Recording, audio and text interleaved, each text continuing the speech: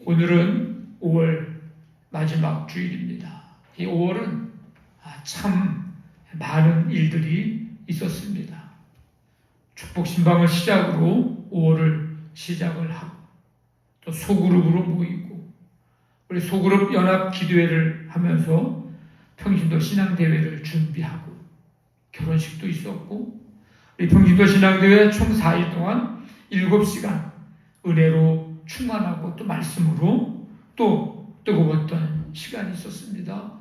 어르신들과 함께 여행을 하는 시간도 있었고 우리 서울 남년의 여선교회 선교대회 다녀오셔 또 셰프팀 이제 단합 나들이도 있었고 이제 오늘 우리 중고청 청장년 풋살 경기가 있을 예정이고 내일부터 수요일까지 지방연합 성회가 또 있을 예정이고 5월 초에 그리고 내일 모레 두 가정이 이제 개업을 또 했습니다. 모든 것이 하나님의 은혜임을 고백하게 됩니다. 아멘. 아멘. 네. 계속해서 함께 기도하며 동참하여 함께 이 은혜와 기쁨을 나누는 그런 코이노니아 공동체를 세워가기를 원합니다. 옆에 있는 분들하고 인사합니다. 수고하셨습니다. 함께함이 기쁨입니다. 네. 오늘은 특별한 주일입니다. 287년 전인 1738년 5월 24일 오후 8시 45분 감리교 창시자인 존 웨슬리 목사님의 회심을 기념하면서 지키는 주일입니다. 이 존 웨슬리는 사무엘 웨슬리와 수산나 웨슬리 사이에서 태어난 19명 자녀 중에 그 중에 9명은 유아 때 사망했지만 19명 자녀 중에 15번째 아들이 존 웨슬리 목사님입니다. 이 집안에 존 웨슬리 이 아버지, 어머니, 양가의 집안 이 선조들은 후세대에게 경건과 학문, 학문과 경건, 지식과 신앙 이것을 거룩한 유산으로 물려준 신앙의 명문가였습니다. 이 존 웨슬리의 생애의 책에 보면 많은 이야기들이 있지만 크게 좀 두 가지 말씀을 좀 드리려고 하는데 하나는 뭐냐면 존 웨슬리가 6살 때 1709년인데 집에 화재가 납니다. 화염에 쌓인 목사관 그 지붕이 무너지기 직전에 이제 이 존 웨슬리가 살아납니다. 거기에는 하나님의 거룩한 뜻이 있다고 믿었고 다른 아이들도 특별한 관심을 가졌지만은 다른 아이들, 자녀들보다 더 특별한 관심과 사명감을 가지고 이 부모들은 존 웨슬리를 키우기로 결심을 하게 됩니다. 그래서 이 부모들이 이 화재 사건을 하나님의 특별한 섭리로 생각을 했습니다. 그래서 존 웨슬리는 어려서부터 부모로부터 불 속에서 기적적으로 구출된 그 이야기를 종종 들으면서 자랐고 후에 자신의 생명은 불 속에서 꺼낸 타다 남은 막대기라고 고백을 하게 됩니다. 존 웨슬리는 이 화재 사건이 자신의 생애를 향한 하나님의 계시와 부르심, 소명이라고 믿었고 그 소명을 이루기 위해서 일평생 하나님께 헌신을 하게 됩니다. 또 한 가지의 사건은 존 웨슬리의 회심 사건입니다. 1738년 5월 22일 이 존 웨슬리 목사님은 동생 찰스 웨슬리가 중생의 은혜, 거듭남의 은혜를 체험했다고 하는 소식을 듣고 축하하기 위해서 이 동생을 방문합니다. 그리고 두 형제가 서로를 위해 열심히 기도하는 중에 이 찰스 웨슬리 동생은 형 웨슬리에게도 같은 은혜를 체험하도록 그런 은혜를 주시기를 같이 기도합니다. 이때까지 존 웨슬리 목사님은 여전히 영혼의 고뇌 속에 있었고 구원의 은혜를 갈망하고 있었던 때입니다. 이틀 뒤에 1738년 5월 24일 수요일 존 웨슬리 목사님은 새벽 5시에 일찍이 일어나서 성경을 읽고 기도를 하고 우리식으로 얘기하자면 새벽 기도를 이제 하시는 거죠. 정오쯤에 다시 성경을 펴고 읽고 오후에 이제 교회 가서 성가를 듣고 많은 위로를 얻게 됩니다. 그리고 그날 밤 별로 그렇게 내키지는 않았는데 올더스게이트 거리에 있는 네틀턴 코트에서 모이는 모라비아 신도들의 그 기도회 모임에 가게 됩니다. 그래서 내키지 않은 발걸음이 이어서 앞자리에 앉기보다는 맨 뒷자리에 앉아서 이제 한 사람이 나와서 마르틴 루터의 로마서 서문을 읽는 것을 듣게 되는데 그때 놀라운 변화를 경험하게 됩니다. 성령의 감동에 의해서 거듭남의 은혜를 체험하고 회심을 하게 됩니다. 그날 저녁에 일어난 일을 이렇게 존 웨슬리 일기에 기록을 합니다. 나는 내 마음이 이상하게 뜨거워지는 것을 느꼈다. 나는 이제 나 자신이 그리스도를 오직 그리스도만을 믿음으로 구원받았다는 것을 느꼈다. 그리고 주께서 나의 모든 죄를 영원히 제거하셨고 나를 죄와 사망의 법에서 구원하셨다는 확신을 얻었다. 내 마음이 이상하게 뜨거워지는 것을 느꼈다. 이 뜨거워졌다는 말, 따뜻해졌다, 마음이 감동되었다 라는 뜻으로 사람의 마음이 따뜻할 때나 깊은 감동이 있을 때에 사용하는 말입니다. 존 웨슬리의 이 가슴에 느낀 이 뜨거움은 어떤 번개불이나 전기 에너지나 물체가 타는 불에 의한 것이 아니고 만지면 되는 그런 화학적인 불이 아닌 마음의 불이고 하나님의 사랑을 마음속에 느낀 경험으로서 어디까지나 사랑의 뜨거움입니다. 영적인 불이고 심정에 붙은 사랑의 불입니다. 오늘 여기에 모인 여러분 모두에게, 여러분 한 사람 한 사람 모두에게 이 존 웨슬리 목사님이 경험하고 느낀 이 마음의 이 뜨거워짐의 이 은혜가 여러분들의 삶 속에서도 계속 경험되어지기를 간절히 원합니다. 하나님의 은혜와 사랑을 마음속 깊이 느끼고 예수님의 십자가 대속의 은혜로 말미암아 구원받았음에 대한 기쁨과 감격이 충만하게 되고 주님을 향한 사랑이 뜨겁게 되기를 간절히 원합니다. 이 존 웨슬리의 마음은, 가슴은 왜 뜨거워졌을까?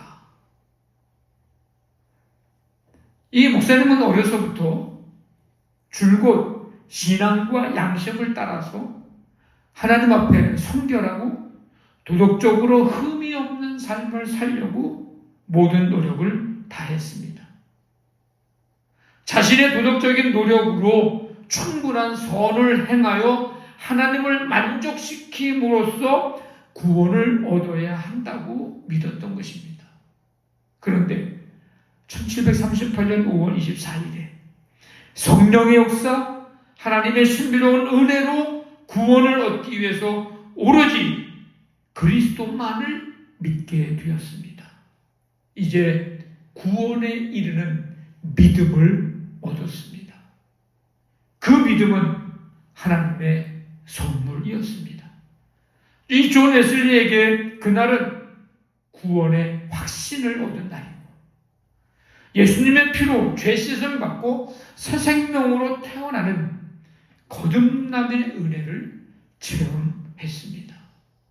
그래서 존 웨슬리 목사님은 그날 처음으로 마음으로 느낀 게 이거였어요.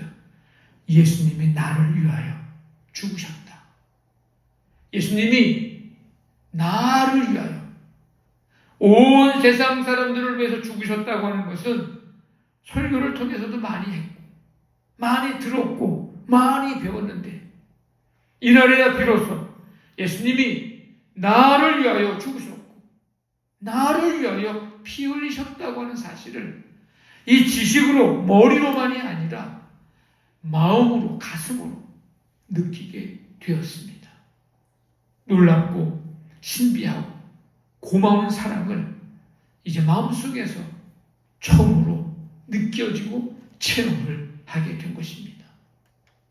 그동안 벨로라고 하는 목사님이 오직 믿음으로 구원받는다고 하는 것과 마음속에 일어나는 구원받은 증거에 대해서 말씀을 듣고 들려주고 해도 그것을 머리로 이해하려고 애를 쓰는데 그것이 풀리지 않았었는데 받아들여지지 않았었는데 여전히 그 말씀을 들으면 답답했는데 그 마음으로 그 답답한 마음으로 올더스게이트 거리 그 기도에 갔고 그곳에서 비로소 말씀을 듣는 중에 가슴으로 느껴지고 체험하게 되고 그러니까 그동안 풀리지 않았던 머리로 이해가 안 되었던 답답했던 것들이 풀려지게 되는 놀라운 역사를 경험하게 된 것입니다. 그러니까 그동안은 머리가 가슴을 방해한 거예요. 가슴으로 체험하니 머리도 풀리게 됩니다. 이 마음의 뜨거움 이것이 우리 메소디스트 감리교 신앙의 특징입니다. 그래서 우리의 감리교 신앙은 이 마음의 뜨거움이 있는 교회가 감리교입니다. 회심이라고 하는 말은 변화입니다. 변화. 한번 해봅시다. 변화. 변화입니다. 변화. 이전의 삶에서 새로운 삶으로의 변화. 죄로부터 돌아서서 하나님을 믿고 살기로 결단하는 방향 전환. 회심은 변화입니다. 그런데 그 변화가 그리스도인으로서 크리스찬으로서 다른 사람보다 조금 더 교양 있는 사람으로 변화되는 것을 말하는 게 아닙니다. 그 변화가 성품의 변화만을 말하거나 인격적인 면의 변화만을 말하거나 이 장소에서 이 장소로 장소의 그 위치 변화를 말하는 변화가 아닙니다. 회개와 믿음을 통해 일어나는 방향 전환이고 이 회심은 새로운 피조물이 되는 것입니다. 누구든지 그리스도 안에 있으면 새로운 피조물이라 이전 것은 지나갔으니 보라 새 것이 되었도다. 어느 낡은 한 부분이 있어가지고 수선을 하거나 속은 그냥 놔두고 겉모양만 낡은 옷에서 새 옷으로 갈아입는 것을 말하는 것이 아니라 시간적으로 우리가 이제 사라질 존재인데 그런 존재인 우리가 하나님의 영원한 생명을 받아서 영원한 존재로의 변화되는 것을 말합니다. 그래서 회심에 있어서 중요한 것은 내가 지금 무엇을 하고 있는 사람인가? 내가 지금 무엇을 소유하고 있는가가 아니라 내가 지금 어떤 존재가 되었는가? 내가 어떤 사람으로 변화되어 살아가고 있는가가 중요합니다. 사도 바울은 그래서 이렇게 오늘 권면해주고 있는 거예요. 너희는 유혹의 욕심을 따라 썩어져가는 구습을 따르는 옛사람을 벗어버리고 오직 너희의 심령이 새롭게 되어 하나님을 따라 의와 진리의 거룩함으로 지으심을 받은 새 사람을 입으라. 여러분의 신앙은 아직도 머리에만 머물러 있고 머리로만 이해하려고만 애씀으로 신앙생활이 여전히 답답한 신앙생활을 하고 있습니까? 예수님이 십자가에서 죽은 것이 하나의 역사적인 사건으로만 그냥 그렇다라고 하는 지식으로만 머리에 남아 있습니까? 아직도 책 속에 쓰여 있는 글로만, 문자로만 여겨지고 나와는 관계없는 사건입니까? 그렇다면 오늘 시간 예수님이 바로 나를 위하여 죽으셨고 바로 나를 위하여 피 흘리셨다고 하는 것을 마음으로 가슴으로 느끼고 고백되고 그래서 그동안 머리로만 이해하려고만 했던 것이 풀려지는 은혜가 임하기를 간절히 바랍니다. 가슴으로 체험하니 머리도 풀리는 역사. 이런 역사가 여러분의 신앙생활 하면서 이런 은혜가 계속해서 일어나게 되기를 간절히 원합니다. 하나님의 사랑을 마음속에서 느낌으로써 불붙는 그 마음의 뜨거움으로 다음과 같은 확신을 가지고 고백하며 선포하십시오.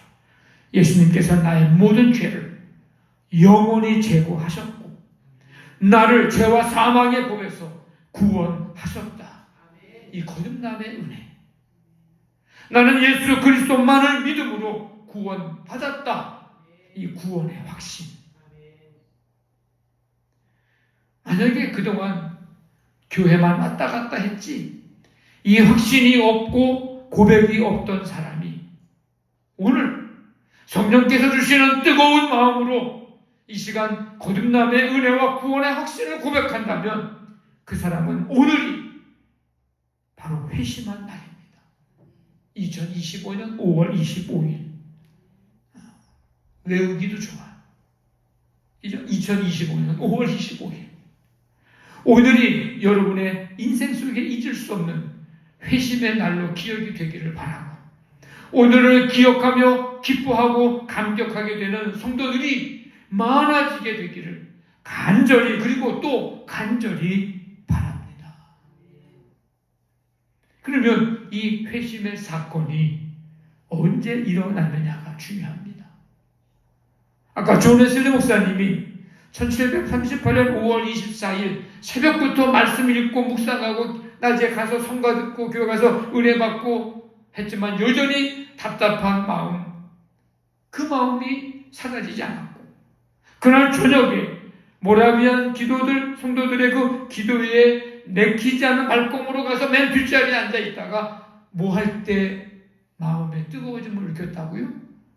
말씀을 들을 때. 누가복음 24장에 보면 엠마오로 내려가는 제자들 얘기가 나옵니다. 이 엠마오로 내려가는 제자들이 부활하신 예수님과 동행하면서 말씀을 나누다가 말씀을 자세히 풀어주실 때에 그들의 고백, 마음이 뜨거워지지 않았느냐.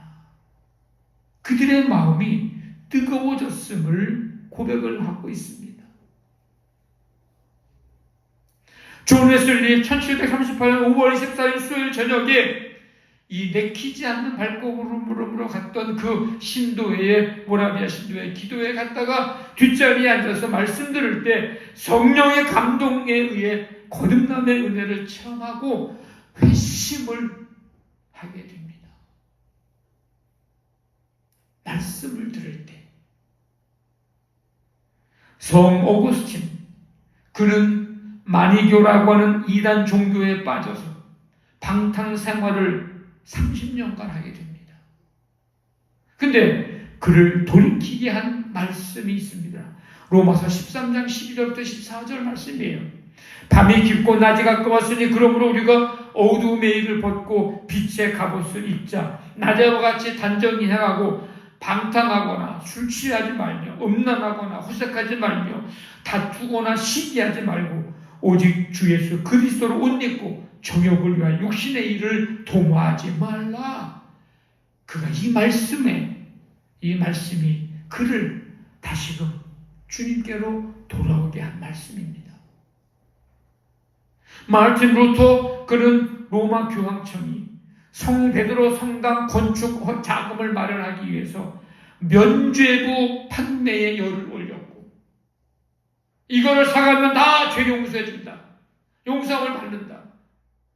거기에 열을 올렸고, 신자들은 돈으로 죄를 사할 수 있다고 하는 이 왜곡된 잘못된 구원관에 노출되어 있었던 그때에 수도원 생활을 하면서 끊임없는 죄책감과 하나님의 진노에 대한 두려움에 시달리고 있었는데, 그때 그의 영혼을 흔든 말씀이 로마서 1장 17절 말씀입니다.